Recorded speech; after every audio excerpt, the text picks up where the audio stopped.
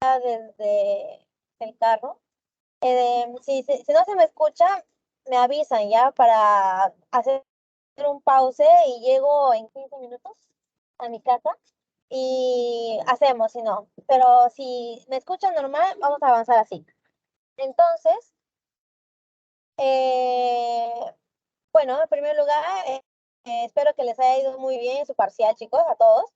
Eh, Cualquier cosa, estaba viendo sus notas, gracias por responderme a la encuesta que les había mandado, ¿no? Que era muy necesario para el programa de asesorías por pares, eh, para hacer un registro, ¿no? De su avance. Y he visto chicos que, bueno, no tuvieron, ¿no? La nota que esperaban y todo, pero en el final siempre he visto que recuperan nota, ¿ya? En las preguntas del final son más tranquis, o sea, preguntan más generalidades, entonces les va a ser más fácil, ¿no? Y como ya están acostumbrados a dar un examen de farmacología que lo hace la doctora Takuna, entonces se les va a hacer más fácil, ya con confianza. No me gustaría que se depriman por la nota que tuvieron, más bien espero que le pongan bastante enfoque en todos los temas del final.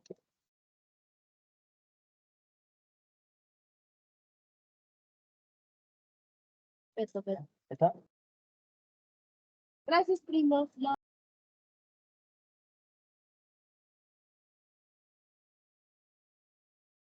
Ya, ahora sí empezamos. Y les recalco que este tema, el primer tema de final, que es el sistema cardiovascular, los fármacos del sistema cardiovascular, es el tema más largo de todo el final. Así que acá sí necesito que tengan un café a la mano, algo de comida a la mano, porque van a necesitar mantener su concentración. Y puede que yo me apure en enseñarles que no es lo ideal, ¿no? Porque si no, no captan bien. Y bueno, ese no es el punto. Entonces, vamos a tratar de explicar lo más tranquilo posible. Puede que me acelere porque literal son un montón de temas, son como 4 enfermedades, 5 enfermedades que vamos a ver hoy.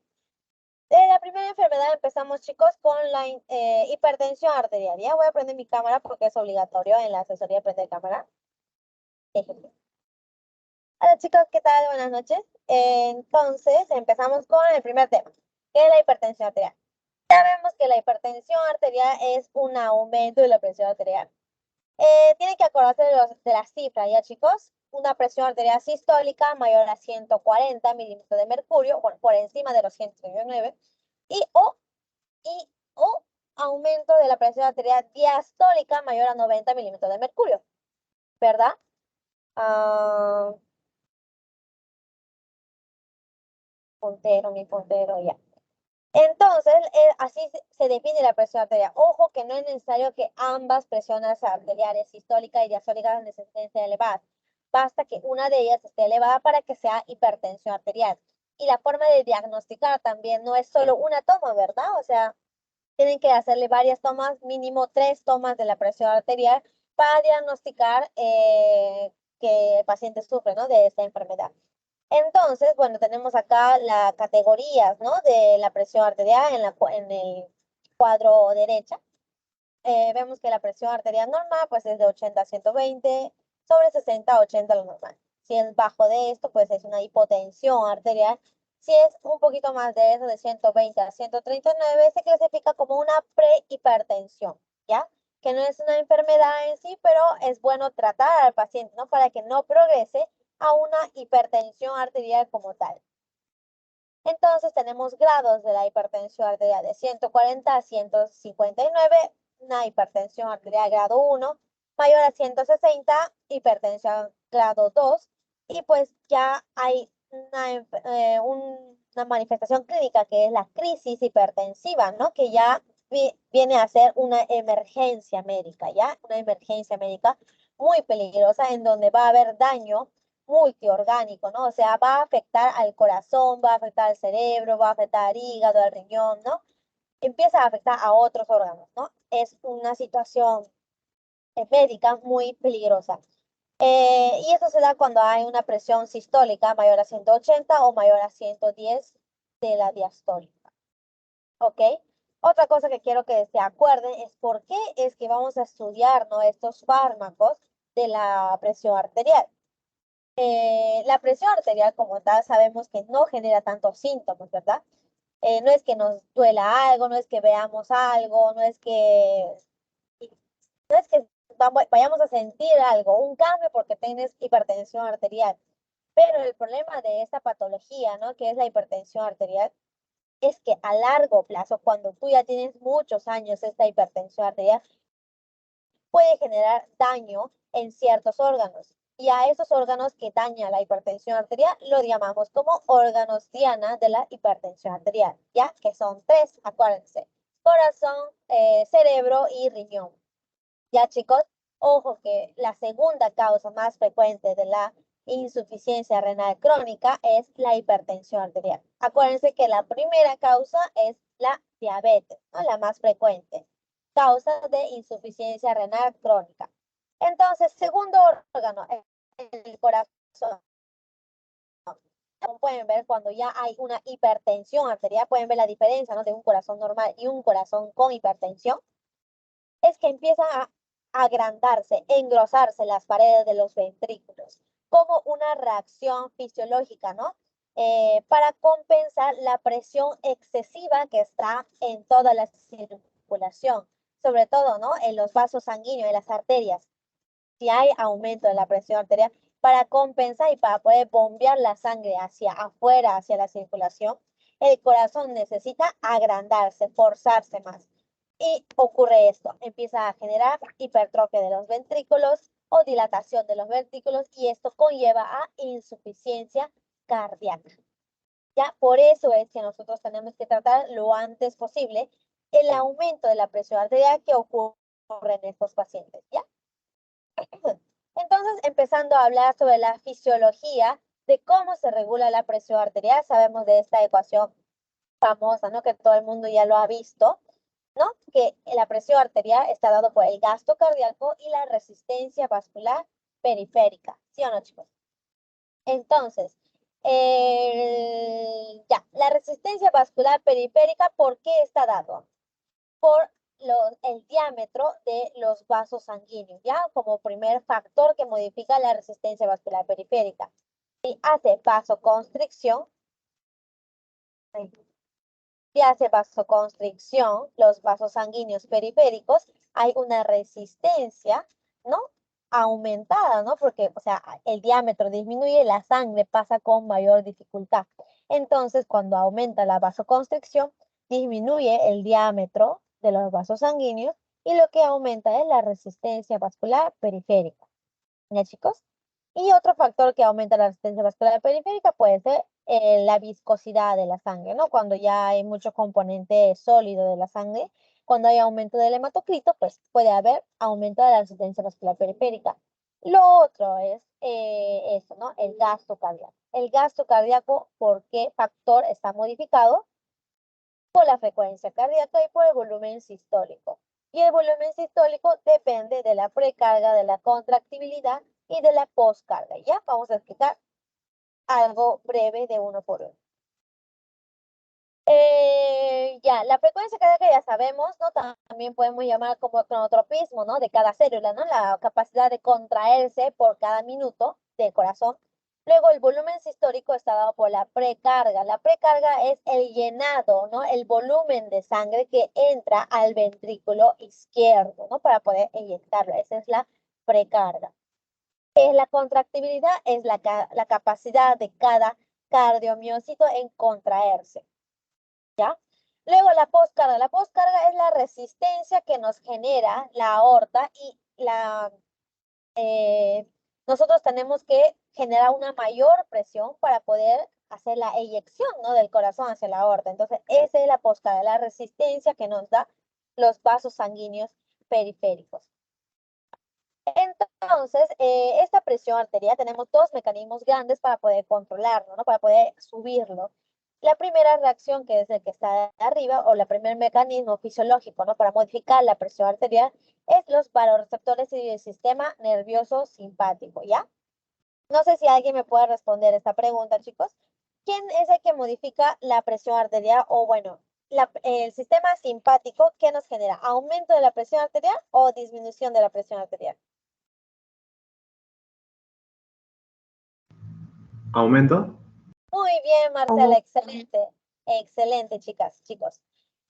Aumenta la presión arterial. El sistema simpático aumenta la presión arterial.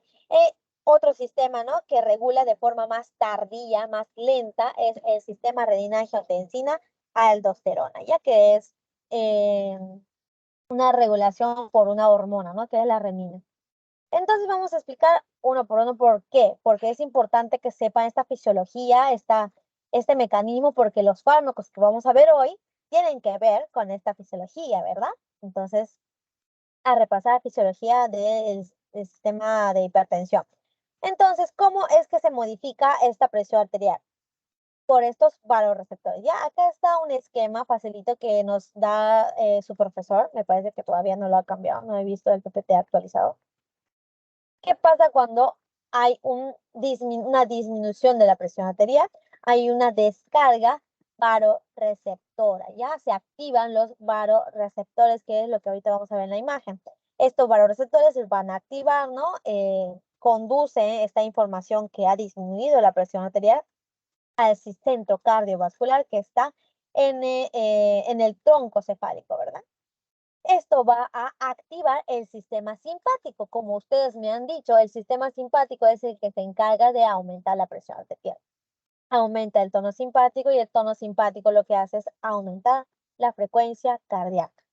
Luego, ¿qué más hace el tono simpático? Nos aumenta la fuerza de contracción, la contractibilidad y otra cosa, nos genera vasoconstricción en los vasos sanguíneos. ¿Ok?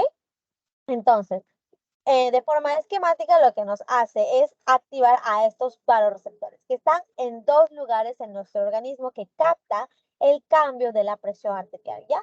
Uno está en la bifurcación carótida, ¿no? En donde se divide la carótida externa con la carótida interna, y otro lugar, el que está en el callado aórtico, ¿ya? El que está acá. Estos vasoreceptores, ¿no?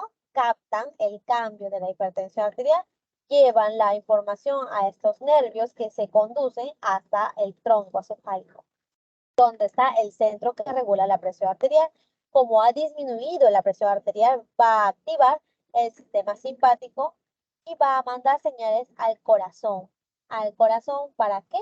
Para que aumente la frecuencia cardíaca y la contracción. Esa es la regulación que hace nuestro sistema nervioso simpático, ya el sistema nervioso. El sistema eléctrico de regulación de la presión arterial. Luego, el sistema renina-angiotensina-aldosterona también es otro sistema que tenemos que acordarnos, ¿ya? A ver, primero, ¿por dónde empezamos? Por este riñoncito. Hay un descenso de la presión arterial, ¿ya? Sistémica. Los riñones se activan en sí, más específicamente, hay unas células en los riñones que se activan y generan renina. ¿Se acuerdan? No sé si han visto en fisiopatología, creo. ¿Quién es el que secreta renina de entre las células de los riñones?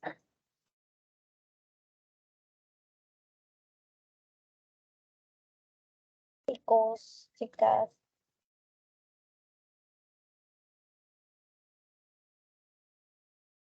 alguien por chat, si no.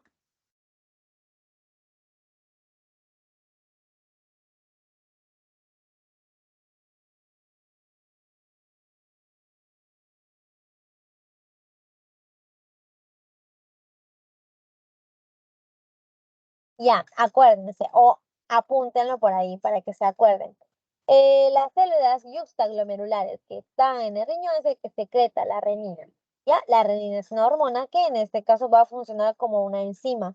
Lo convierte el angiotensinógeno en angiotensina 1. Ya, el angiotensina 1.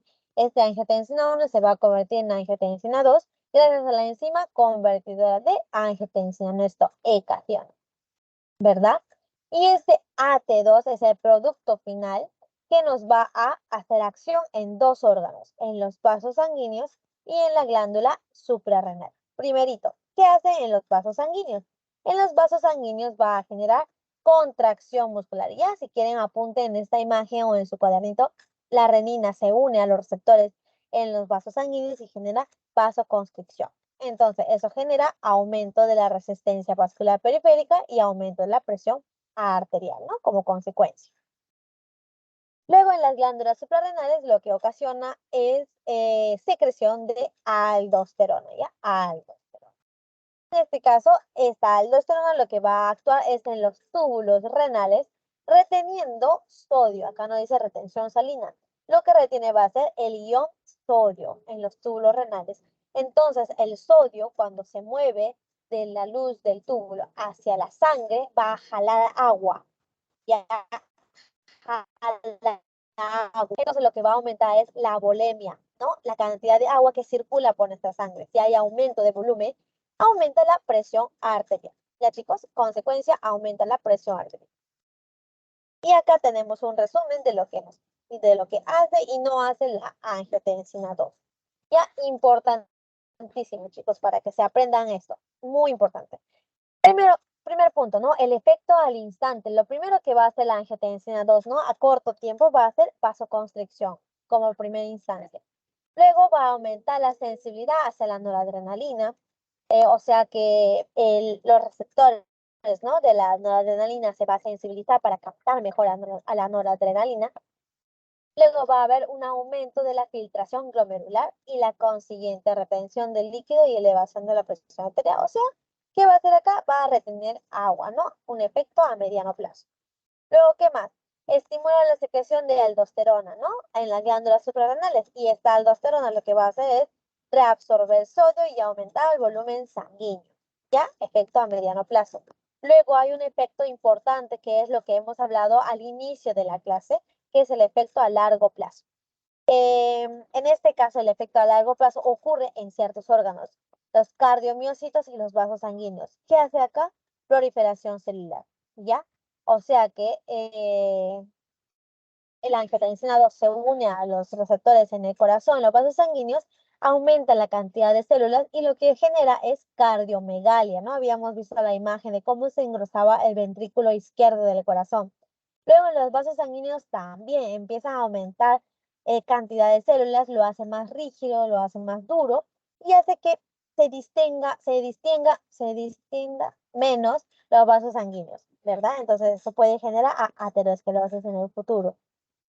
Eso hace a largo plazo, por eso es peligroso la hipertensión arterial.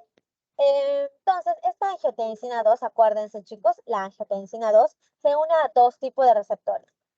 Tiene dos tipos de receptores. El receptor de angiotensina 2 tipo 1, ¿no? AT1, y el receptor de angiotensina 2 tipo 2. Anoten su nombre completo de estos dos receptores para que no se confundan, ¿ya? Porque acá la sigla AT2 y la sigla que está acá AT2 significa diferente, ¿no? Este AT2 significa angiotensina 2 y este es el receptor de angiotensina 2 tipo 2, ¿ya? Y acá receptor de angiotensina 2 tipo 1. Son dos tipos de receptores. En un lado, ¿no? En el receptor, cuando la angiotensina 2 se une al AT1, pues en este receptor tipo 1 lo que genera es vasoconstricción, aumento de T, todo para que aumente la presión arterial. Genera hipertensión arterial, ¿no? Aumenta la secreción de aldosterona, libera catecolamina, libera vasopresina, genera inflamación, proliferación celular, vascular, ¿verdad? Por lo contrario, estos dos se regulan. Entonces, en el tipo 2 va a generar vasodilatación, es antiproliferativo, ¿no? No prolifera celular y genera diferenciación celular, apoptosis y natriuresis. Apunten por ahí.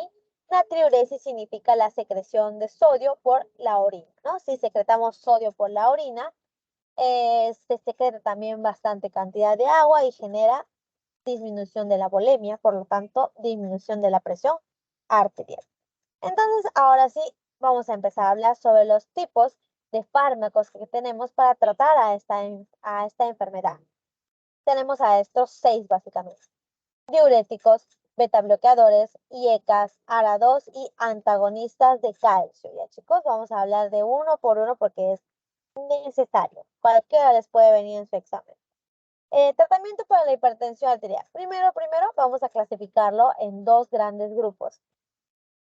Los fármacos que nos ayuda a disminuir la resistencia vascular periférica y fármacos que nos disminuye el gasto cardíaco, ya nos disminuye la bulimia y por lo tanto nos va a disminuir el gasto cardíaco. En el primer grupo están los bloqueadores del sistema renina-angiotensina aldosterona, los calcio antagonistas, los que deprimen el sistema simpático, ¿no? Habíamos dicho que el sistema simpático aumentaba la presión arterial, los que son vasodilatadores, ¿ok? Los que son vasodilatadores. ¿Qué más? ¿Qué más? ¿Qué más? Los que disminuyen el gasto cardíaco, acá tenemos los diuréticos. La próxima clase, ¿no? La próxima semana nos toca, bueno, este domingo, se supone que nos toca dictar diuréticos, ¿no? Una clase en sí. Entonces, en esta clase lo vamos a hablar bien rápido, ¿no? Como algo súper general. Entonces, el otro grupo es los beta bloqueadores, ¿no? Que ya lo hemos visto en la clase de parcial. Propanolol, atenolol, esmorol, salbutamol, bla, bla, bla. Entonces, ¿qué más? Allá. Ya. Lo que no vamos a mencionar mucho en esta clase es el único, ¿no? Lo demás lo vamos a mencionar bien a profundidad. Entonces, dentro de los vasodilatadores tenemos a los que aumentan el óxido nítrico, el AMP cíclico. En sí, acá tenemos a la fármaco hidralazina, ¿no? El único que está en este grupo, que lo menciona en la teoría, creo. Luego, acuérdense, ya, luego esto después, uno por uno. Primero hablamos del primer grupo, de los que bloquean al sistema renina-angiotensina-aldosterona. Dentro de este grupo tenemos a dos, a los YECA y a los ARA2. Ya chicos, en su examen lo que les van a preguntar es la diferencia de estos dos grupos, porque se parece un montón. Como pueden ver, la diapositiva es casi igual, solo que hay una diferencia y esa diferencia es lo que les van a preguntar. Ahí va. Entonces, ya, los YECAs. Ya, un ejemplo de YECA, ¿no? Tenemos el enalapril, también el captopril, ¿no? Es un tipo de YECA. Mira, chicos, acuérdense que van a actuar a este nivel, ¿ya? A este nivel. ¿Qué hace? Su nombre completo es inhibidor de la enzima convertidora de angiotensina. Entonces nos va a inhibir esta enzima que está acá, ¿no? Los ECA, que habíamos visto en el sistema que ya habíamos hablado en las diapositivas anteriores. Y acá tenemos el angiotensinógeno, que por la renina se convierte en angiotensina 1, y esta angiotensina 1 se convierte en angiotensina 2 gracias a la enzima. ¿Ya? Entonces, estos fármacos van a inhibir a esta enzima y van a inhibir que este paciente con hipertensión arterial tenga angiotensina 2 en el organismo, ¿ok?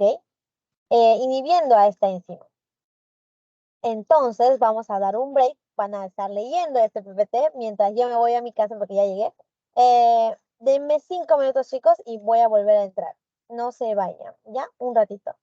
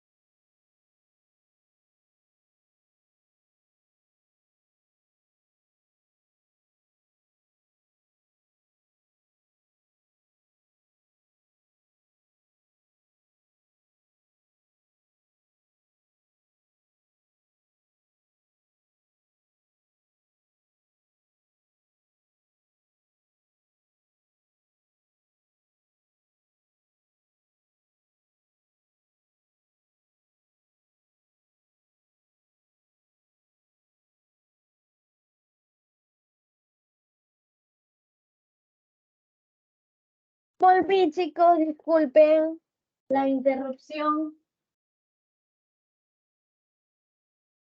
Este día tuve así bastante agitado, o sea, no podía otro horario, pero bueno, se logra ya. Discúlpenme de veras la interrupción, seguimos con la clase. Como les decía, es bastante larguita, así que trato de sintetizarlo, o bueno, resumirlo lo más que se pueda. Igual, como siempre, si tienen dudas, por favor, aprovechemos que es una clase sincrónica en donde me pueden preguntar y podemos resolver nuestras dudas juntos. Eh, Se colgó, mucha madre. No, chicos, ¿me escuchan? ¿Me ven?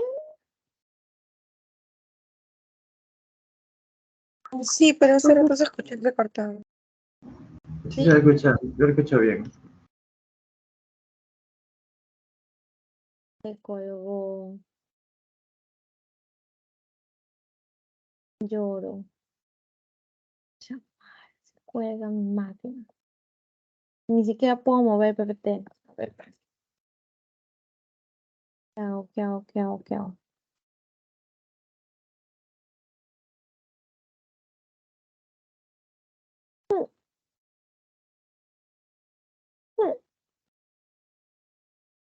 ¿Qué tienes? Ya. A ver, vamos a apagar.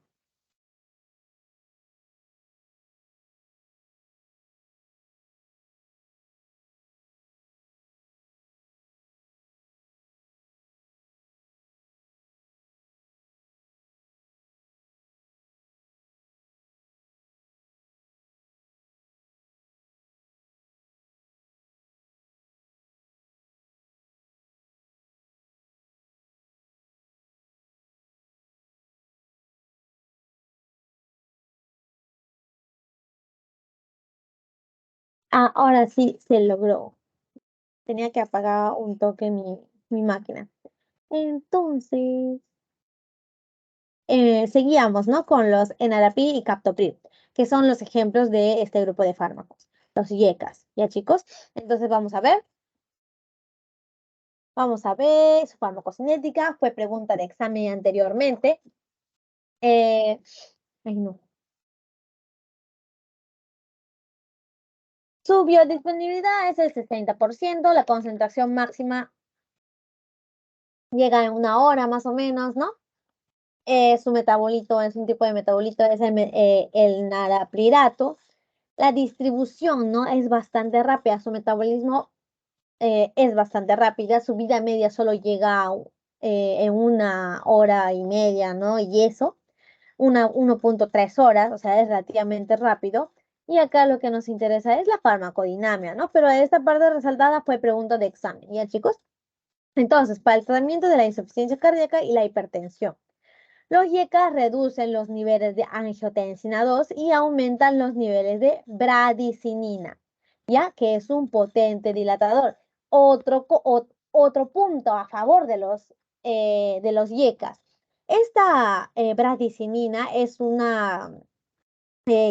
químico, ¿no? En nuestro organismo que nos genera vasodilatación sistémica, ¿no? Vasodilatación en todo nuestro cuerpo. Va a tener a su enzima que lo va a degradar, que lo va a eliminar cuando ya no necesitemos tanta bradicinina.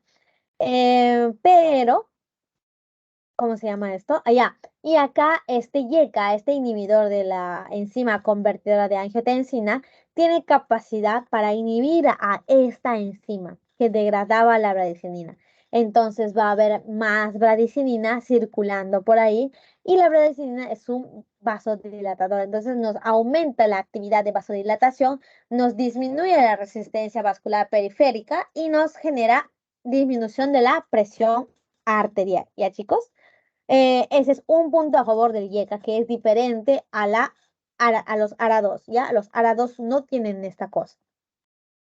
La combinación de ambos efectos provoca vasodilatación al disminuir los niveles circulantes de angiotensina 2, reduce la secreción de aldosterona, no va a haber retención de sodio ni agua, ¿no? Esto sí, lo mismo que ARA2. Pequeño efecto hiperpotasémico. Acuérdense, la función de la aldosterona, ¿cuál es? ¿Cuál es el mecanismo de la aldosterona? ¿Qué hacía en los túbulos renales? Participen, chicos.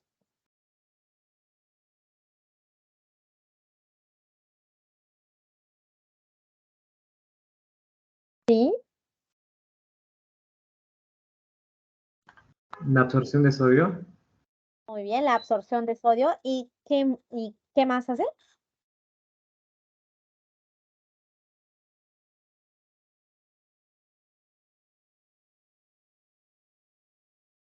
Ya. La aldosterona cuando reabsorbe sodio va a secretar potasio. Apunten ahí. Va a intercambiar sodio con potasio. ¿Ya? Entonces, como vamos a inhibir la actividad de la aldosterona, puede generar un aumento del potasio, ¿ya? En la sangre.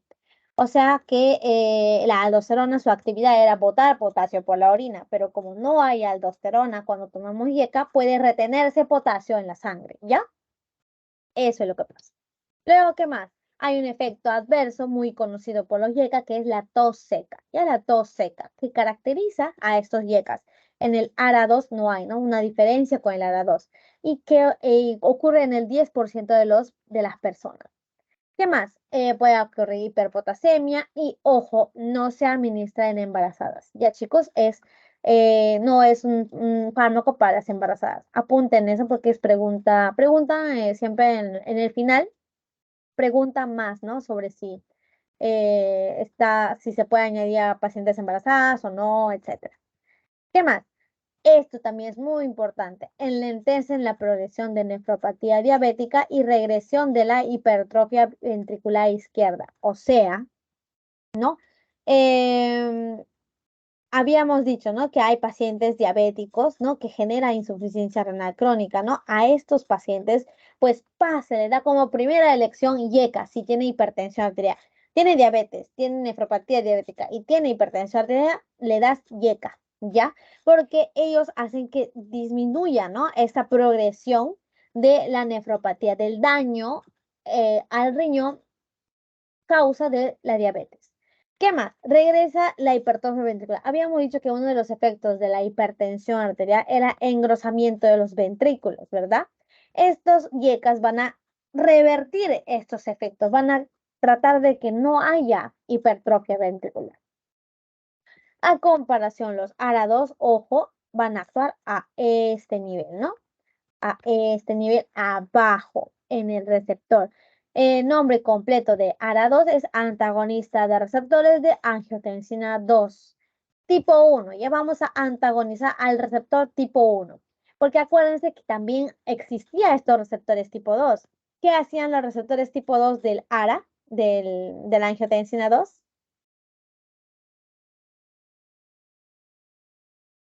Vasodilatación. Muy bien, vasodilatación, así lo contrario, ¿no? Con el tipo 1. El tipo 1 es el que generaba vasoconstricción, el que generaba aumento de la presión arterial. El tipo 2 genera vasodilatación. Gracias, Tylee. Muy bien, me encanta que participe. O sea, es necesario que participe. Entonces, su farmacocinética hace absorción bioral un poquito menos que los YECAs, 35%. Concentración máxima se tarda en llegar 1 a 3 horas. Eh, un fármaco, ¿no? Representativo de este grupo va a ser los sartán, acuérdense su nombre, ¿no? Los sartán, ARA2, los sartán. Mi mamá también toma esto. Triste. Luego, la vida media también es más larga, ¿no? Se metaboliza más lento. 2.5, 6, hasta 9 horas dura. Ya, pregunta de examen pasado. ¿Qué más? ¿Qué más? ¿Qué más? Farmacodinámica dice lo mismo, ¿no? Los sartán impide la angiotensina 2 formada que puede interactuar con el receptor endógeno de tipo 1, ¿no? Es un antagonista del receptor. ¿Qué más? Efectos parecidos al YECA, dilatación arteriolar y venosa y bloquea la secreción de aldosterona, con disminución de la presión arterial y retención hidrosalina. Lo mismo que el YECA, ¿no? Pero acá tenemos, al igual que el YECA, aumentaba bradicinina y generaba vasodilatación. En el caso de los ARA2 también tiene un efecto positivo en el receptor AT2, ¿no? En el receptor tipo 2 que genera vasodilatación, ¿no? Porque acá vamos a inhibir solo al AT1, en cambio el AT2 va a estar ahí libre para que la angiotensina 2 se una, ¿ya? En el caso de los inhibidores de la angiotensina convertidora de en los receptores convertidores de angiotensina, los YECAs, van a inhibir que exista angiotensina 2, pero los ARA2 no. En los pacientes que toman ARA2 se sigue la angiotensina 2 circulando, pero no se van a poder unir a su receptor AT1, pero sí al AT2, entonces va a seguir el efecto del AT2, vasodilatación. ¿Qué más? Bloquea el efecto de la quimasa. Acá tenemos otra enzima importante, ¿no? Que nos generaba angiotensina 2, ¿ya? Los generaba angiotensina 2. O sea, el receptor, la enzima convertida de angiotensina era la principal enzima que genera angiotensina 1 a angiotensina 2, pero acá tenemos otra enzima, la quimasa también genera. Entonces, en el caso de los YECAs, van a inhibir a este, pero no van a inhibir a este efecto, ¿no? O sea, puede generar poca cantidad de angiotensina 2. En cambio, estos ARA2, como bloquean a este nivel, lo que van a hacer es igual inhibir el efecto de ambas, ¿no? Aunque genera angiotensina 2, esta angiotensina 2 no se va a poder unir. Ok, ¿qué más? Disminuye la resistencia periférica y el efecto en el aumento de volumen, o sea, lo mismo que IECAS. ¿Qué más? Igual, hiperpotasemia y no se administra en embarazadas en este caso, pero a diferencia de los YECAs, no genera tos seca. ¿Qué más? Enlentece la progresión de la nefropatía diabética y la hipertrofia ventricular. Acuérdense, chicos, apunten por ahí. ARA2 y YECA son nefroprotectores y cardioprotectores, ¿ya? ¿Qué más? Esta es la diferencia entre el ARA2 y los YECAs, ¿no? Que me parece que es pregunta de su seminario de la próxima semana, creo. Ellos van a generar broncodilatación. Ya la bradicinina es un potente vasodilatador, pero a nivel de los bronquios genera broncoconstricción, genera aumento de la inflamación, ¿no? De los mediadores de inflamación. Entonces los YECAs, como aumentaban la bradicinina, a nivel bronquial podrían generar broncoconstricción y por lo tanto tos seca. En comparación con el enalapril, el losartán no va a producir ese efecto y menos rash cutáneo ni alteraciones del gusto, ¿no? Que puede generar los YECA, o sea, como que tiene menos efectos adversos. Acuérdense de eso. Luego ya terminamos los dos fármacos más importantes, YECAs y ARA2, y ahora vamos a hablar de los calcio antagonistas, ya calcio antagonistas. ¿Qué nos dicen los calcio antagonistas? Sabemos, ¿no? Que para la contracción muscular necesitamos ingreso cantidades de calcio, ¿sí o no? Bastante cantidad de calcio. El calcio ingresa por la célula, este canal que se llama canal de calcio tipo L, que está en el vaso sanguíneo. En este caso estamos viendo un esquema de un músculo liso que está en el vaso sanguíneo. El calcio entra, retículo sarcoplasmático donde se almacenaba calcio, sale, ¿no? Hay bastante calcio, este calcio se va a unir con la calmodulina va a activar la cadena miosina ligera quinasa, ¿ya? Entonces, esta cadena miosina ligera quinasa activa a los miocitos, a las miocinas, perdón, a las miocinas, ¿ya? Y estas miocinas activadas se van a unir a la actina y va a generar puente cruzado y contracción muscular, ¿ya? Eso es lo que ocurre cuando hay calcio, pero nosotros vamos a impedir que ingrese calcio. Entonces, lo que hace es, al no abrirse el canal de calcio y no va a haber contracción muscular. Por lo tanto, se va a relajar los vasos sanguíneos, ¿ya? En este caso tenemos estos canales de calcio en el músculo del corazón y en el músculo de los vasos sanguíneos, ¿ya? Entonces tenemos antagonistas de calcio que hacen efecto en el músculo liso y en el corazón también, ¿ya? Entonces vamos a dividir estos calcio antagonistas en grupos, las dihidropiridinas, benzodiazepinas y fenilalquilaminas. ¿Ya? Ojo, chicos.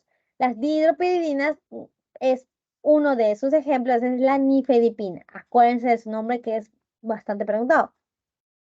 Es un calcio antagonista que es más selectivo al vaso sanguíneo, ya al vaso sanguíneo, y va a hacer más efecto en el vaso sanguíneo que en el corazón. Por eso es uno de sus usos clínicos va a ser la fármaco como antihipertensivo. Al igual que el diltiazem. Diltiazem también, acá está. Dependiendo del autor, ¿no? Nos dice que la selectividad cambia, ¿no? Puede ser más selectiva del corazón, más selectiva del vaso sanguíneo. Pero en sí, como uso clínico, se va a usar más como antihipertensivo. Luego, por acá, ¿qué vemos? Hay una selectividad mayor al corazón que a los vasos sanguíneos, entonces van a inhibir la entrada de calcio en el corazón. Va a estabilizar la membrana de los canales de calcio del corazón. ¿Para qué se usa el verapamilo? Antiarrítmico, ya como antiarrítmico. Hoy en esta clase también lo vamos a volver a ver. Entonces, acá nos dice que las dihidropiridinas, pues es uno de los fármacos que se generaron, ¿no? Primeros, tenía una vida media corta y podía generar efectos adversos como arritmias reflejas.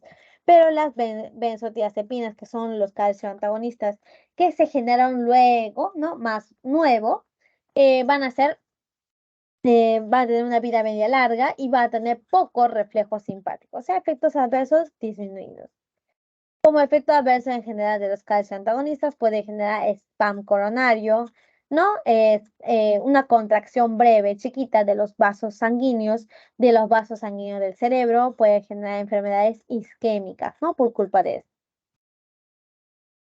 Luego, los que deprimen el sistema nervioso simpático. Esta imagen, la mismita, lo hemos visto en el parcial, ¿verdad?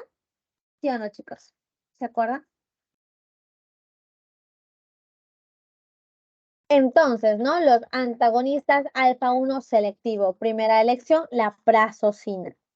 No, la prazosina se encargaba de antagonizar al receptor alfa 1 y el receptor alfa 1 de qué se encargaba de vasoconstricción. Si antagonizamos su función, pues va a generar vasodilatación, ¿verdad? ¿Qué más? ¿Qué más? ¿Qué más? Entonces disminuye la presión arterial sin taquicardia refleja. Se usa como tratamiento para la hipertensión arterial. ¿Qué más? Acá tenemos fármacos agonistas selectivos de la adrenérgicos alfa 2. Ya, acuérdense, habíamos dicho que el receptor alfa 2 adrenérgico estaba en las neuronas presinápticas, ¿no? Disminuyen o sea, se activaba en este lugar, en la neurona presináptica, haciendo que disminuyendo la secreción de noradrenalina. Entonces, si inhibimos la secreción de noradrenalina, se puede usar para la hipertensión arterial, ¿no? Porque nos baja la hipertensión arterial. Efectos adversos, serostomía, sueño, hipotensión ortostática, etcétera. Luego, pregunta de examen. Tienen que aprenderse sí o sí sobre el metildopa, ¿ya? Es uno de los pocos fármacos que se pueden dar en pacientes gestantes, ¿ya? En pacientes con embarazo. Su mecanismo de acción es agonista de los receptores de alfa 2. Luego también tenemos la reserpina que se usa en preeclampsia.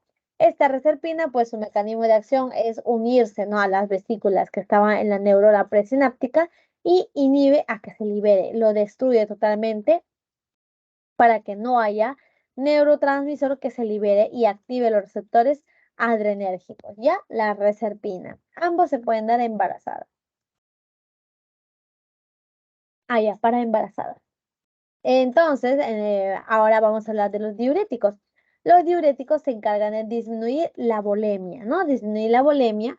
Los más usados de estos grupos de diuréticos son los tiazidas, ¿ya? Para la hipertensión arterial. Acuérdense de eso. Los tiacídicos o tiazidas, como les quieran decir, actúan en el túbulo contorneado distal y va a secretar sodio por la orina.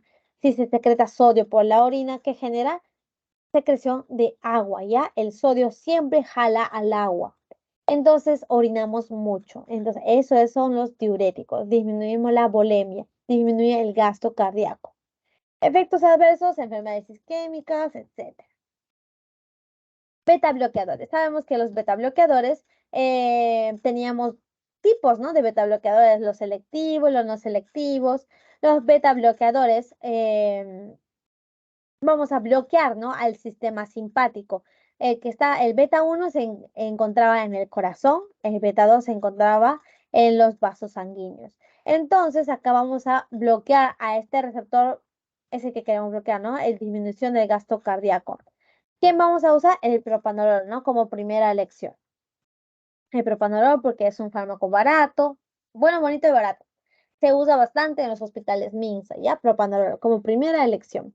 Pero Pero si el paciente tiene asma o tiene EPOC, estaba contraindicado, ¿verdad? ¿Por qué, chicos? ¿Por qué está contraindicado el propanolol en estos pacientes?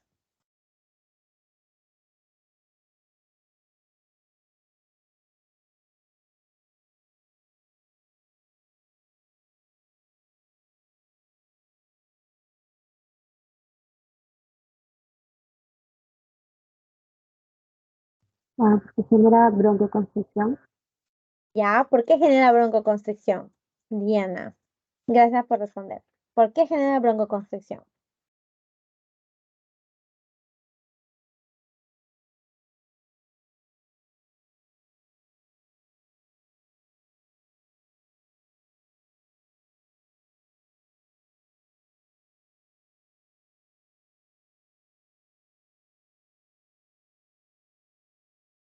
Ya, ¿por qué genera broncoconstricción? Porque estos beta bloqueadores, ¿no? Antagonistas beta no selectivos, van a bloquear tanto al beta 1 como al beta 2. Y el beta 2 se encontraba en los bronquios y generaba dilatación, ¿sí o no? Su efecto normal era dilatación de los bronquios. Si antagonizamos este efecto, pues genera broncoconstricción en los pacientes con asma y EPOC, ya los pacientes que ya tenían una enfermedad en los bronquios. Por eso no se le da. Y a estos pacientes que se les va a dar, se les va a dar antagonistas beta 1 selectivos, los que solo inhiben al beta 1, ¿no? Que está en el corazón. Metoprolol, carvedilol, atenolol, acebuterol, esomorol, ¿no? Los más usados son estos primeros tres. Tratamiento para la hipertensión arterial, angina de pecho, arritmias, ¿no? Y prevención de ataque cardíaco. O sea, para todo. Todos los fármacos que vamos a ver hoy, siempre, siempre, siempre va a estar el propanolol. Su mecanismo de acción, cronotropismo negativo, disminuye el volumen sistólico y disminuye también la secreción de renina, ¿no? Por acá. Y disminuye indirectamente el sistema renina-angiotensina-aldosterona. Efecto adverso que fue como fue pregunta de examen, es disminución del líbido e impotencia. Mayormente se ve casos clínicos de hombres que generan este efecto adverso. Entonces, chicos, preguntas hasta acá sobre fármacos de la hipertensión arterial.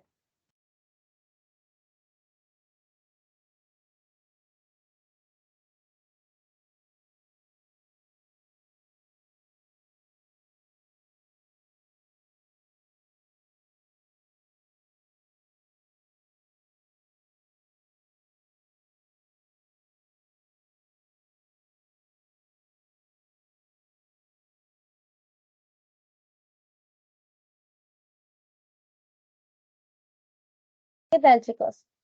Nada, entonces seguimos. Un brexito le nos dimos, ¿no? Bueno, voy a tomar mi agüita. Hoy estuve dictando en otro lado fármaco también y pucha, mi garganta pues está que se muere. Ya.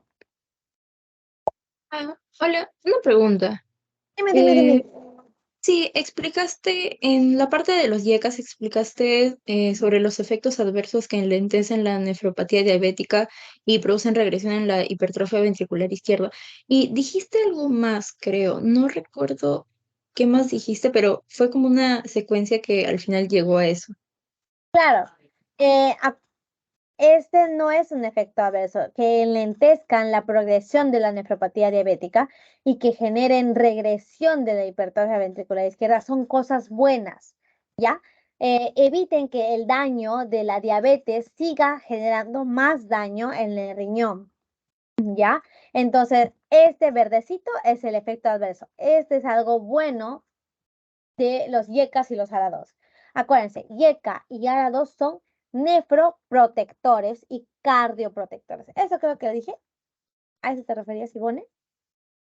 Sí, y creo que dijiste como una secuencia, creo, de como tres, como no es como mecanismo. Ay, no sé cómo decirlo, sino como tres pasos que llevaban a la nefropatía diabética y de la hipertrofia sí lo explicaste al comienzo, pero de la nefropatía diabética dijiste como tres pasos, creo, que llevaban a la nefropatía. No recuerdo muy bien. No expliqué eso de la nefropatía diabética, pero creo que no. Solo decía de que, ya.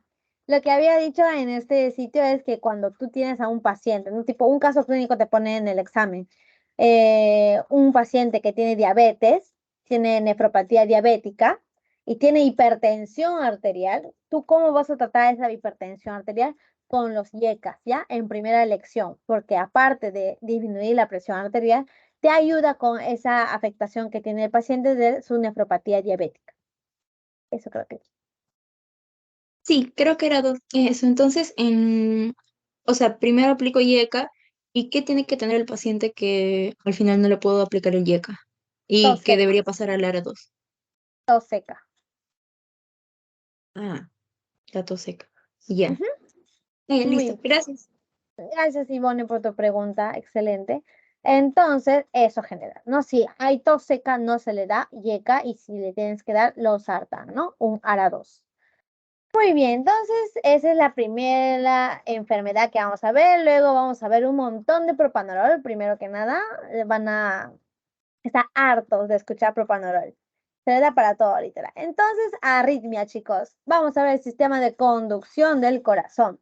Que, bueno, no es gran cosa lo que voy a decir. Una cosa súper simple. Primero que nada, el corazón ya sabemos que se contrae, ¿no? Con frecuencia. Se contrae, se relaja, se contrae, se relaja. Y pues gracias a que hay células autónomas, ¿no? Células que se excitan ellos mismos, tienen un automatismo ciertas células que están en los marcapasos del corazón, marcapasos naturales. Uno está en el nódulo sino auricular o atrial y el otro está acá en el nodo aurículo ventricular, ¿ya? Dos marcapasos que están, bueno, más en la región de la aurícula del corazón.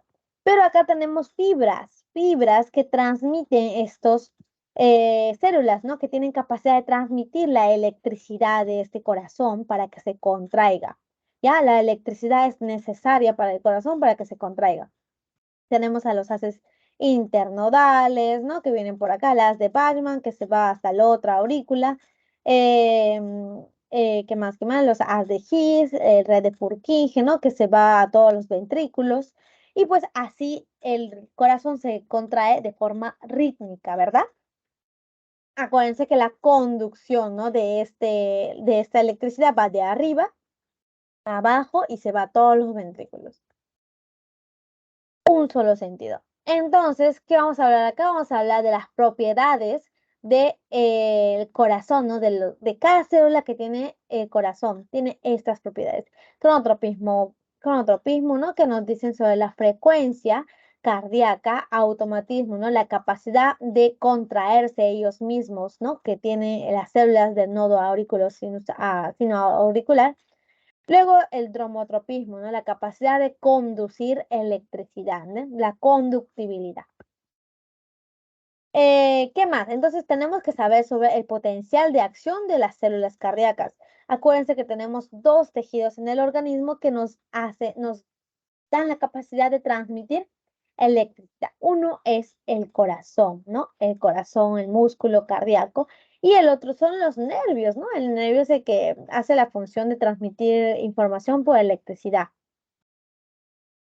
Entonces, este es el potencial de acción de un nervio, ¿no? Viene un estímulo a la membrana. La membrana estaba cargada a menos 70 milivoltios, pero va a subir súbitamente hasta 30 milivoltios gracias a la entrada de sodio. Primero entra sodio en la fase de despolarización, ¿no? Muy importante. Luego se cae otra vez, todo lo que sube cae en una fase de repolarización. Sale el canal de potasio acá. Luego, pues llegó hasta menos 90 milivoltios, ¿no? Se pasó del milivoltio de reposo, del potencial de reposo. A esto le llamamos hiperpolarización, ¿no? Que se negativiza mucho más. Luego viene una fase de recambiar, ¿no? Los iones sodio y potasio que estaban al revés, ¿no? Con la bomba sodio-potasio ATPase. Entonces, la diferencia con el nervio y el corazón que va a tener diferente, ¿no? Estructura diferente forma de potencial de acción. Tenemos fases también que vamos a verlo ahora, pero pueden ver que hay como que un descansito. un descansito que genera que no existe en el nervio. Entonces, el potencial de acción del corazón tiene también fases, al igual que el nervio. En este caso, las fases va a estar dado por 0, 1, 2, 3, 4. Ya la fase 0 entra el sodio en la despolarización. Luego tenemos la fase 1, en donde cuando ya ha subido, disminuye un poco, ¿no? Es la repolarización temprana, Luego tenemos la fase 2, que es la entrada de calcio, ¿no? ¿Para qué queremos que entre calcio adentro de las células del corazón? Para que haya contracción cardíaca, ¿ya? Contracción cardíaca. Luego, fase 3, va a salir el potasio de la repolarización tardía. Y la fase 4, bueno, se encarga de regular el potencial de reposo, ¿no? Para poder irregular los iones que estaban al revés con la bomba sodio-potasio ATPase. Entonces, chicos, lo que les van a preguntar en el examen son las clases de los fármacos antiarrítmicos. Clase 1 actúa en la fase 0. Clase 2 es un beta bloqueador, actúa en todas las fases. Clase 3 actúa en el canal de potasio. Fase 3. Clase 3, fase 3. Clase 4 de los grupos actúan en la fase 2, antagonizando a calcio. ¿Qué más? Entonces vamos a ver que las arritmias cardíacas, ¿no? Son latidos cardíacos irregulares, con frecuencia cardíaca sea rápida o sea lenta, ¿no? Lo podemos clasificar de varias formas, según origen. Según origen puede generarse estas arritmias a partir de las regiones supraventriculares o en los ventrículos, ¿no? Puede haber una taquicardia rápida, puede haber taquicardia o frecuencia cardíaca anormal lentas, ¿no? Mayor a 100 impulsos por minuto, pues es una taquicardia, y menor a 60, pues va a ser una bradicardia. Luego, ¿por qué más? Por el modo de presentación, si es paroxística o si es crónica. Si es paroxística, pues se presenta de forma súbita, y si es crónica, pues es de carácter permanente, ¿no? Que ya tiene una afectación en la conducción de electricidad al corazón. Entonces tenemos acá mecanismos, ¿no? Fallo en la generación de los impulsos eléctricos, ¿no? Que, o sea, tenía que generarse impulso eléctrico en la A, pero no se generó. Luego, ¿qué más? El impulso eléctrico se genera en un sitio erróneo, o sea, de lo que tenía que generarse acá y por acá, ¿no? Hay un sitio ectópico en donde se genera electricidad de forma anormal.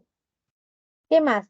Caminos para la conducción eléctrica, y los caminos para la conducción eléctrica están alterados. Pueden generar el fenómeno de reentrada o cortocircuito. Esto se refiere a que la conducción de esta electricidad es solo un sentido. Espera.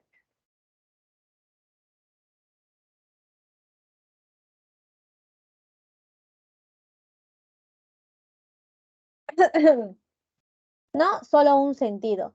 Y lo que ocurre en las arritmias es que de lo que tenía que ir de arriba a abajo, se bloquea y va de abajo a arriba, como que de abajo arriba, de abajo arriba. Y ese es el fenómeno de reentrada, que cambia la dirección y como que se encuentran, ¿no? Dos caminos de electricidad y pues genera cortocircuito. Entonces, lo que queremos saber acá es esto, ¿no? La clase de los fármacos, ¿no? Cómo se clasifican los antiarrítmicos y pues en qué fase actúan. La clase 1, ¿no? Son los inhibidores de canales de sodio, van a actuar en la fase 0. Ellos van a estabilizar la membrana, reduce la velocidad de conducción, disminuye su excitabilidad. En sí, en todos los fármacos hace esto. ¿Ya? ¿Qué más? Clase 2 es bloqueadores beta, ¿no? Propanorol, atenorol, ¿no? Lo que ya hemos visto. Va a actuar en todas las fases. Luego, ¿qué más? Clase 3, pues actúa en la fase 3, inhibiendo los canales de potasio. Y la clase 4 inhibe los canales de calcio en la meseta, ¿no? En la fase 2. Acuérdense también que el potencial de acción, ¿no? De esta longitud, o sea, lo que dura, va a ser aproximadamente 100 a 300 milisegundos, dependiendo de en qué célula estamos hablando, ¿no? Farmacología de la arritmia. Entonces, lo que les va a venir en el examen es este cuadrito. Todo este cuadrito les va a venir. les va a preguntar la clase farmacológica de antiarrítmicos. Clase 1 inhibe la entrada de sodio. Se subdivide según la duración del potencial de acción, ¿ya?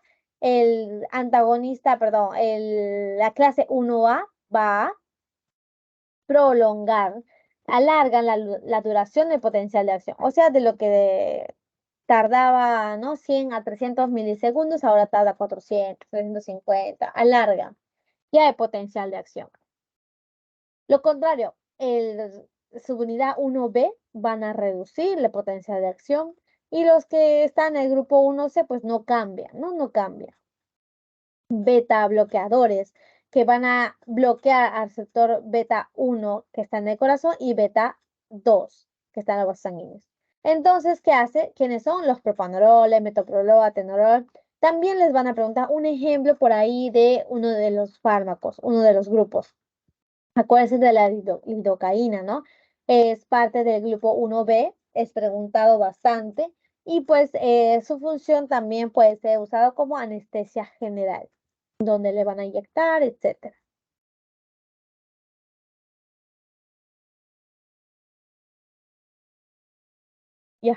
Ya. Entonces, el grupo 3, la clase 3, perdón, son antagonistas de potasio, pero prolongan la repolarización y la duración del potencial de acción. Acá, más importante, amiodarona, se aprende. Y ahí bretilgiro por ahí. Y último grupo, ¿no? La clase 4, antagonistas de calcio. Entonces, vamos a ver cada uno de los grupos porque es algo rápido, ¿ya, chicos? Porque en sí ya lo hemos dicho la gran parte. Entonces, el grupo 1A son los que antagonizan canales de sodio y prolongan el potencial de acción. ¿Ya? Disminuye la velocidad de conducción y estabiliza la membrana. En sí, todos los fármacos que vamos a ver hoy queremos estabilizar la membrana para que ya no se excite más, pues, ¿no? En una arritmia, que es lo que ocurre, una excitación anómala. Entonces va a bloquear leve, alarga el potencial de acción, tenemos a la procainamida, quinidina, ¿no? Que van a inhibir, ¿no? Vasotropismo y dromotropismo. Disopiramida, ¿no? Es un tipo de antimuscarínico que también tiene esta acción antiarrítmica. El 1B, ya sabemos, es el que acorta el potencial de acción. El 1C es el que no cambia, no tiene efecto hacia ese potencial de acción. El 1B no tiene una acción rápida, bloqueo moderado, acorta la potencial de acción, lidocaína y mexiletina. Acuérdense, sirve para taquicardia ventricular y fibrilación ventricular, ¿no? Que son arritmias potencialmente mortales. ¿Ya? Anoten por ahí, potencialmente mortales. Acá en el grupo 1C van a bloquear, ¿no? También y reducen la velocidad de conducción y no modifica el potencial de acción. O sea, es indiferente a que cuánto dure su potencial de acción.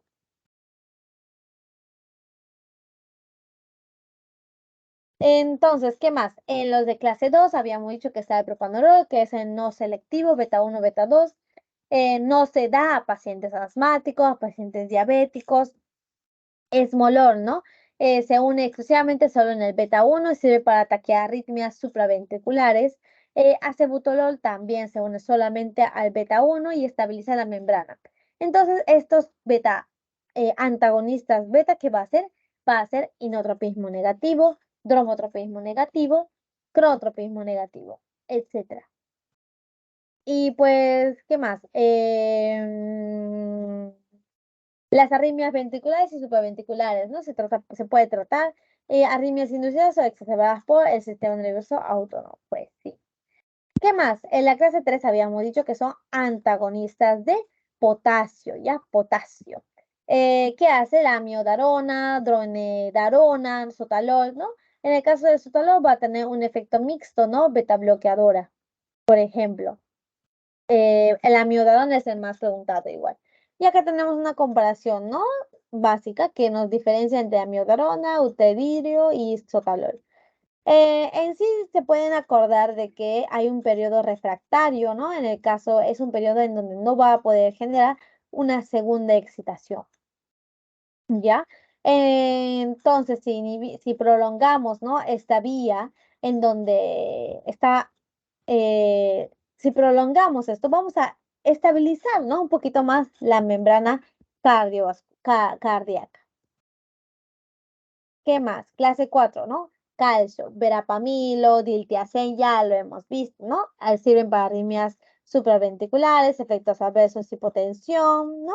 Sirve para flúter auricular, o sea, fibrilación auricular. Una de las arritmias más frecuentes es la fibrilación auricular. Luego otros fármacos como la adenosina, magnesio de sulfato de magnesio, potasio, digitálicos, ¿no? Y pues acuérdense que los digitálicos pueden causar intoxicación digitálica, ¿no? Que tenemos acá, confusión, pulso irregular, pérdida de apetito, náusea, etc. ¿Ya? ¿Qué más? Su mecanismo de acción. Luego lo vamos a ver en otras patologías. En este caso vamos a mencionar que son inhibidores de la bomba sodio-potasio ATPase. La adenosina va a actuar en su receptor, en el nodo auriculoventricular y pues va a pedir, va a relajarse, ¿no? Lo va a hacer que se relaje y disminuya la conductividad del nodo auriculoventricular. Entonces terminamos con los antiarrítmicos. Ya chicos, antiarrítmicos. Como les dije, lo principal es que se aprenda esa tabla que les he mencionado. A ver, ¿quién me dice qué es la angina de pecho?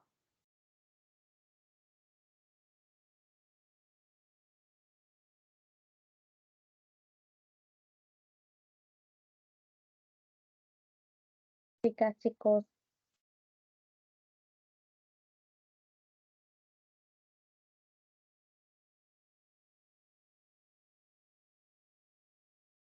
¿Quién me dice que era la angina de pecho?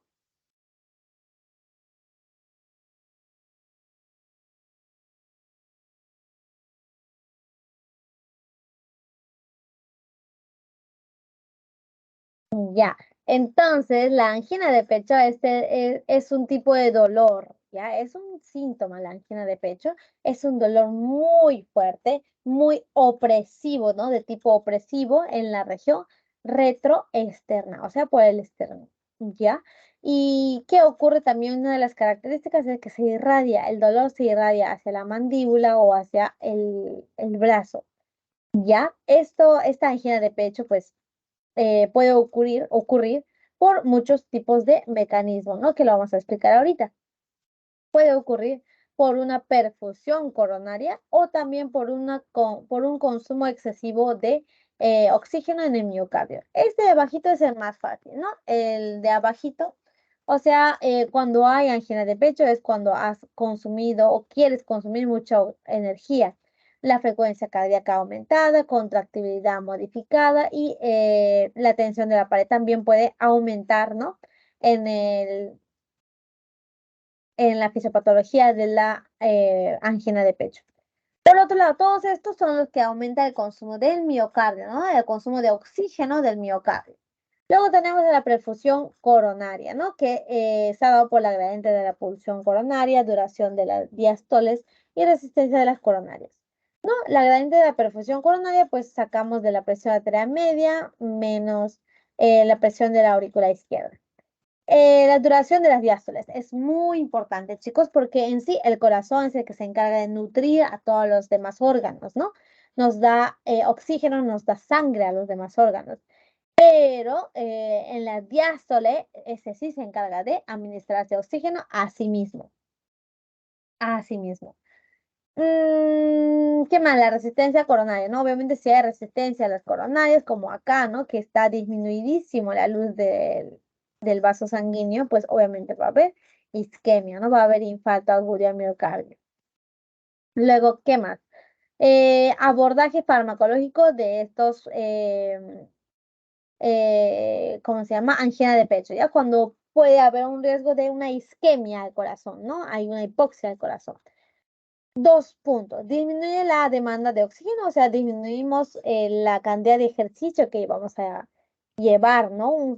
Si requiere frecuencia cardíaca aumentada, fuerza de contracción aumentada, pues aumenta el riesgo, ¿no? La demanda de oxígeno. Luego, ¿qué más? Aumento de oferta de oxígeno. O sea, damos y damos oxígeno. Y acá están todos los grupos de los fármacos para la angina que podemos usar. Primer grupo muy importante son los nitritos y nitratos. Ya el mecanismo de acción de estos nitritos y nitratos se basa en generar vasodilatadores, ¿no? Podemos ver que el nitrito le genera, ¿no? Un óxido nitroso. El óxido nitroso va a generar la guanilciclasa. La guanilciclasa se activa y genera GMP cíclico. En este caso, el GMP cíclico en la cadena ligera de miosina va a inhibirlo, ¿no? A esta cadena ligera de miosina. Y si no hay cadena ligera de miosina, pues obviamente no va a haber relajación muscular. Ya van a estar libres las cadenas ligeras de miosina, entonces va a haber relajación muscular. Entonces tenemos a estos, ¿no? A estos, nitroglicerina, dinitrato de isosorbide y el mononitrato de isosorbida. ¿Ya? Acuérdense de esto, a bajas dosis disminuye la precarga y a altas dosis disminuye la postcarga. Bajas dosis dilatan los vasos sanguíneos, altas dosis dilatan o hacen efecto en las arterias, ¿ya? En las arterias. Luego, ¿qué más? Dilatación coronaria, ¿no? Nos ayuda en la acción plaquetaria, muy bueno.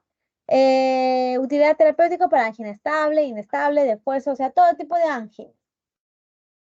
Luego, ¿qué más? Puede haber interacciones farmacológicas con el alcohol, ¿no? La heparina, calcio, antagonistas de canal de calcio, etc. Siguiente grupo de los antianginosos, los beta bloqueadores. Ya los beta bloqueadores van a tener estos 5 efectos. Acuérdense, pregunta de examen, ¿ya? Beta bloqueadores van a tener un cronotropismo negativo, inotropismo negativo y trombotropismo negativo y patmotropismo negativo. Ya son 4 cosas.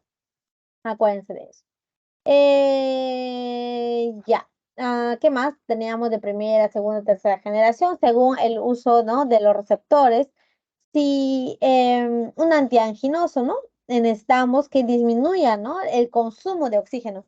Los betabloqueadores se encargan de disminuir la frecuencia cardíaca, la contractibilidad, etc. Se me está apagando la máquina.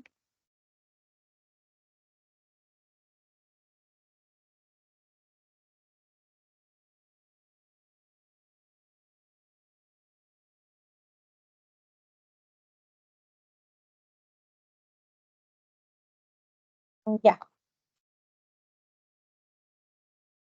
Entonces, ¿no? Disminuye la demanda de oxígeno como tal. Ya, chicos. ¿Qué más? Una administración crónica peligrosa, ¿no? Puede provocar un incremento de los números de los receptores beta. O sea que tú cuando administras de forma crónica, ¿no? Los bloqueadores beta, como un mecanismo de recompensa, van a empezar a generar más receptores beta. Entonces, si la quitamos bruscamente este fármaco, puede generar una supresión brusca perdón, una exacerbación del sistema simpático, ¿ya? Del sistema simpático. Porque si hay muchos receptores beta 1 y ya no hay bloqueadores beta porque lo hemos suspendido, ¿no? Porque ya no está en tratamiento, pues puede generar una exacerbación del sistema simpático. La noradrenalina se puede unir en el receptor beta y genera taquicardia, elevación brusca de la presión arterial, angina de pecho, insuficiencia aguda del miocardio, etc. Tener cuidado con estos receptores. Uy, perdón, se me salió.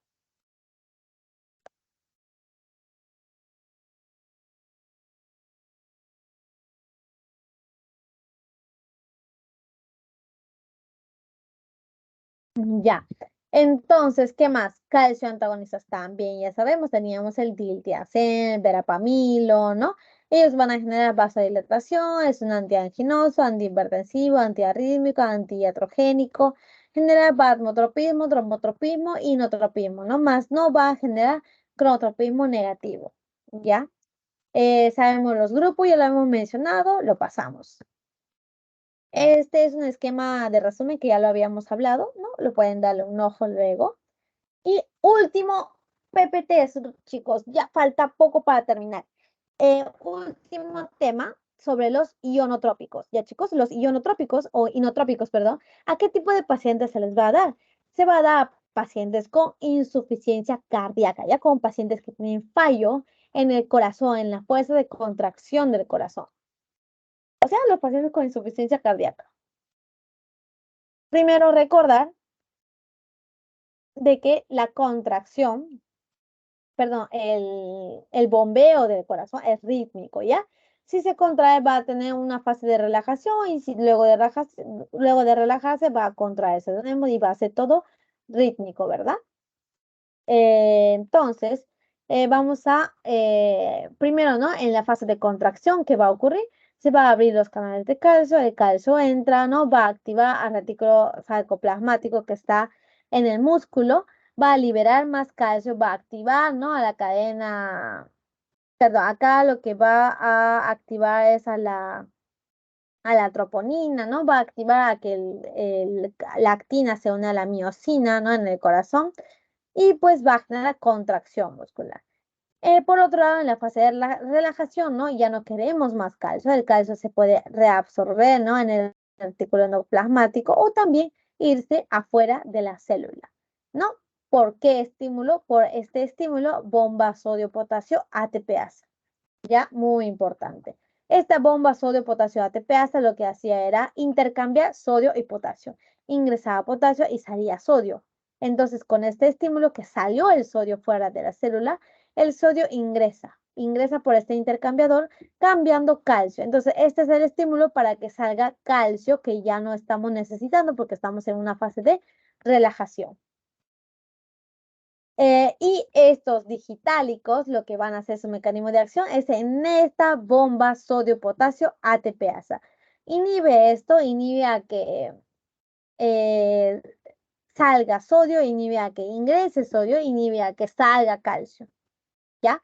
Toda esta cascada va a inhibirlo, pero en sí su mecanismo de acción es inhibir a la enzima sodio-potasio ATPasa.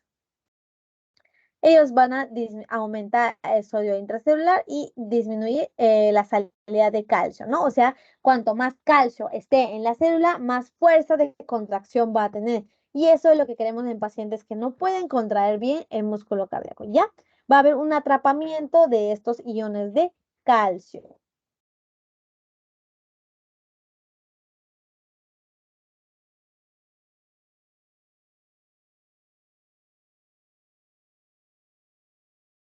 Entonces, lo que quiero que se acuerden también de estos digitálicos o glucosídicos, uno es el mecanismo de acción y otro es qué pasa cuando hay una toxicidad digitálica. ¿Ya? Hay muchos síntomas gastrointestinales, tenemos a la anorexia, náuseas, diarrea, afectación ocular, visión borrosa, escotomas. Escotomas es estos puntitos negros que aparecen, ¿no? En la visión, fatiga, insomnio, alucinación, cefalea, convulsiones y en el electrocardiograma nos aparece esto, el bigeminismo y la cubeta digitálica. Ya en los casos clínicos les va a venir así.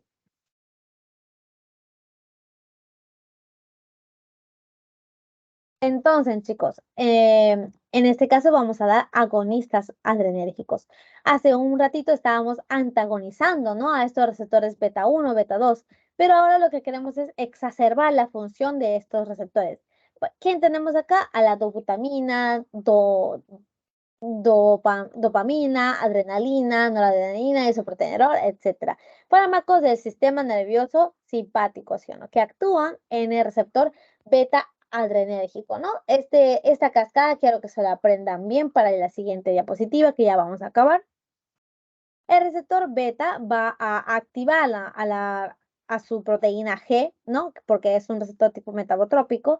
La proteína G, ¿no? Va a liberar su subunidad, que es la subunidad GS, y va a activar la adenisiclasa. La adenisiclasa es una enzima que genera ATP a AMP cíclico. El AMP cíclico se encarga de fosforilar a varios tipos de proteínas, en este caso a la proteína quinasa A. La proteína quinasa A activa más a las enzimas, ¿no? Uniéndose al retículo sarcoplasmático. Abre la bomba de calcio y el calcio sale. Entonces, cuando hay más calcio, ¿no? En el corazón hay más contracción y eso es lo que queremos en un paciente con insuficiencia cardíaca. Ya acuérdense de eso. ¿Qué más? Entonces acá hablamos sobre los inhibidores de la fosfodiesterasa 3. ¿Se acuerdan que era la enzima fosfodiesterasa 3? Era la enzima que degradaba AMP cíclico. Inhibía toda esta cascada porque no habría AMP cíclico si es que la fosfodiesterasa 3 lo inhibe. Pero acá lo que va a actuar nuestra querida enzima inhibidores de la fosfodiesterasa 3, que tenemos a los fármacos mirlinona y amrinona, ¿ya? Ellos van a reducir la degradación de AMP cíclico. Si vamos a inhibir a esta enzima que degradaba AMP cíclico, pues obviamente vamos a aumentar, ¿no?, la cantidad de calcio que existe. Va a aumentar la contractibilidad, la vasodilatación, mejora la función diastólica, vasodilatación coronaria. ¿Qué más? Función ventricular aumentada. ¿Qué más? No hay un incremento en el consumo de oxígeno, ¿no? Inhibe la agregación plaquetaria. Tenemos acá la mirrinona y la levosimendan. Efectos adversos: trombocitopenia, hepatotoxicidad, como la amrinona, que genera eso. Presión arterial, claro, puede cambiar, ¿no? Aumentar la presión arterial, arritmias, etcétera. Luego, últimos fármacos, chicos, el levosimendan. El levosimendan se encarga de sensibilizar a los a los receptores de calcio que estaban en la actina. En la tropomiosina, ¿ya? En la tropomiosina. Cuando los calcios se unen acá, me parece, no, perdón. Sensibilizan la actina para que se una con el calcio. Si se une, se desdobla, ¿no? Van a estar disponibles para que la actina se une a la miosina. ¿Qué hace? Sensibiliza la troponina C en su afinidad. Si se sale la troponina C, se libera su sitio de unión con la actina y la miosina. ¿Qué más? Apertura de canales de potasio ATP, genera vasodilatación, es una cardioprotección, ¿no? ¿Qué más? Previene el desarrollo de arritmias, post-infarto agudo miocardio. Eso sería todo. Último fármaco, los omecamtiv, que son los activadores de la miosina. Entonces, si se activa la miosina, va a ser puente cruzado y va a repasar, ¿no? Vamos a... ¿Qué está diciendo? Ay, me perdí.